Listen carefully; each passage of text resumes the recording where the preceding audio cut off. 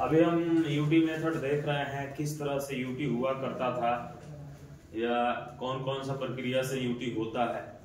तो एक मेथड है थ्रू ट्रांसमिशन। इसमें दो प्रोब यूज होता था, एक ट्रांसमिशन के लिए एक रिसीविंग के लिए, और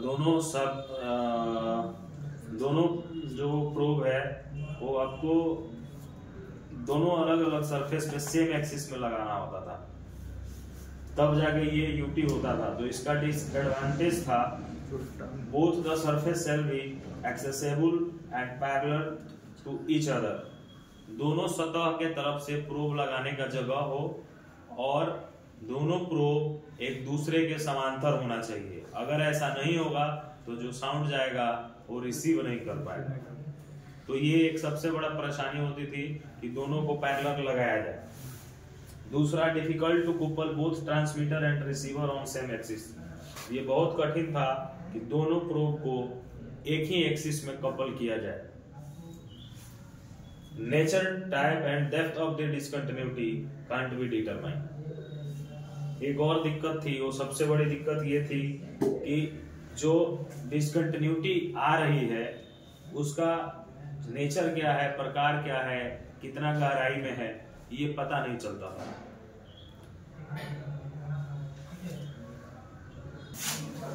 पल्स इको मेथड में स्क्रीन रिप्रेजेंटेशन होने लगा। उसमें हम इको के रूप में स्क्रीन के ऊपर डिसकंटिन्यूटी, डिफेक्ट, इन सारे चीजों को देखने लगे। तो इसमें 4 तरीके से यूटी किया जाता है। एक है ए स्कैन। ए स्कैन जो हमारा मैनुअल कन्वेंशनल यूटी है, जो हम यहाँ प्रैक्टिकल में देखेंगे। दूसरा है बी स्कैन, इसमें क्रॉस सेक्शनल व्यू आता है, echo plus cross sectional view उस पर शो करेगा। सी स्कैन में plan view like radiography, radiograph में जैसे ग्राफ शो करता है वैसे सी स्कैन में ग्राफ शो करेगा। पी स्कैन में कॉम्बिनेशन ऑफ बी और सी, क्रॉस सेक्शनल व्यू भी दिखाएगा, प्लान व्यू भी दिखाएगा। ठीक है, तो अभी यूटी का बहुत सारा मेथड जनरेट हुआ है। ठीक है, जैसे पीएयूटी है, टीओएफडी है, आपका कन्वेंशनल यूटी हो ही गया, और इसके अलावा ऑटो यूटी है जिसमें एक साथ बहुत सारे प्रोब यूज किए जाते हैं। ठीक है, इसलिए उसका जो सेंसिटिविटी लेवल है ज्यादा होता है। इमर्जन टेस्टिंग भी यूटी मेथड में आता है। इसमें पूरे पार्ट को, the part will be deeper in liquid, पूरे पार्ट को लिक्विड में डुबो दिया जाता है। अब लिक्विड में डालने के कुछ फायदे भी हैं, कुछ नुकसान भी हैं। हर मेथड का कुछ फायदा कुछ नुकसान होता है। तो एडवांटेज ये है, सेंसिटिविटी इसका अच्छा होता है, fully automatic, high accuracy. Sensitivity fully automatic होता है और एक्यूरेसी बहुत अच्छा होता है डिफेक्ट डिसकंटिन्यूटी को कैच करने का। इंस्पेक्शन प्रोडक्शन आर हाई, ज्यादा से ज्यादा ये टेस्ट करने का इसके पास क्षमता है, निरीक्षण करने का। Since dead zone section can be effectively tested, जो डेड जोन कन्वेंशनल यूटी में आता है 8 mm 10 mm, उसको भी ये प्रभावी रूप से टेस्ट कर सकता है, डेड जोन एरिया को भी।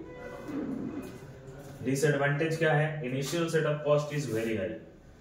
प्राथमिक सेटअप इसका जब कराया जाता है तब ज्यादा कॉस्ट आता है, ज्यादा खर्च आता है। Suitable only for mass production, batch producer, वहां पे इसका प्रयोग होता है जहां एक साथ 200, 400, 500 मटेरियल निकल रहा है, या एक बैच में हजार मटेरियल निकल रहा है, वैसे जगह पे इसका प्रयोग किया जाता है।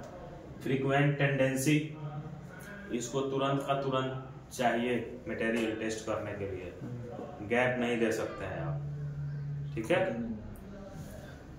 कोरोजिव इज ए प्रॉब्लम, जंग एक समस्या है, चूंकि पानी में डाला जाता है मटेरियल को, टेस्ट किया जाता है और वाटर के संपर्क में आने से जंग लगता है, कोरोजन होता है।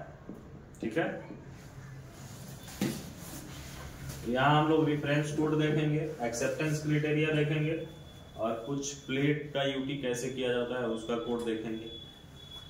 तो रेफरेंस कोड यूटी का एसएमई सेक्शन 5 आर्टिकल 4, 5 एंड 23 होता है। एसएमई सेक्शन 5 यानी एनडीटी, ठीक है। आर्टिकल 4 यानी in service UT of material, यानी किसी भी तरह का मटेरियल है उसका कैसे हम यूटी करेंगे, उसके लिए आर्टिकल 4 जाना जाता है। Article 5 UT of any job, किसी भी तरह का जॉब का यूटी करना है तो उसका रिटन प्रोसीजर कवर करता है, और कैलिब्रेशन ब्लॉक रिक्वायरमेंट, कौन सा ब्लॉक यूज होगा उसको ये कवर करता है। Article 23 standard specification of UT, UT का स्पेसिफिकेशन, मानक का स्पेसिफिकेशन कैसे यूज होगा आर्टिकल 23 बताता है। एक्सेप्टेंस क्राइटेरिया, अगर किसी तरह का वेल्डिंग या प्रेशर बेल्ट ज्वाइंट है उसका acceptance criteria SME section 8 division 1 appendix 12 के तहत देखा जाता है। जनरल एक्सेप्टेंस क्राइटेरिया जो होता है up to 19 mm thickness, 6 mm of porosity and slag acceptable.